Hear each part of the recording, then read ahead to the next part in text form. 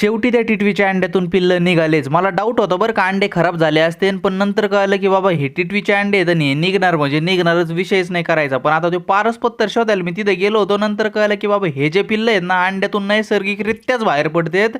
तर रामकृष्ण हरी मंडळी, आता पाऊस काय आपल्याला साथ द्यायना, त्याच्यामुळे म्हणलं कला गाड्या कपाशीला आपल्यालाच पाणी द्यावं लागणार आहे. पाईप बीप मस्तपैकी आतरून घेतले आणि तेवढ्यात लाईट गेली बाबा. म्हणलं इकडे बी साथ भेटा ना बाबा आपल्याला. तिकडून घरी आलो.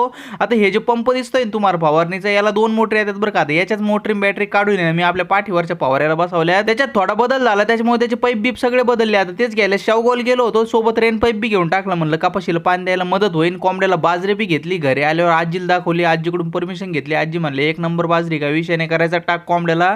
मस्तपैकी कोंबड्याला टाकली ना. आता त्या नळ्या आहे ना सगळ्या फवाऱ्याला मस्तपैकी पॅक केला. म्हणलं आता बघाव भाऊ प्रेशर किती आहे. बघत होतं काय पाण्याची निस्ती वाफ उरायली भाऊ. पाणी दिसानाच नुसतं धुकं झालंय. पण विषय हा झाला की फवाऱ्यातलं जे पाणी होतं ना ते पण संपायला लागलं. आता फवाऱ्याला नुसतं पाणी घेऊन पळावं लागेल.